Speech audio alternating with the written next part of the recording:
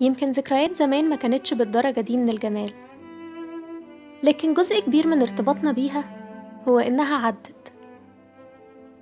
الذكريات زي الطبخة اللي بتستوي على نار هادية، بنحس بحلاوتها كل ما تقعد على النار أكتر، لكن لو دقناها بعد دقايق مش هيلحق طعمها يتكون.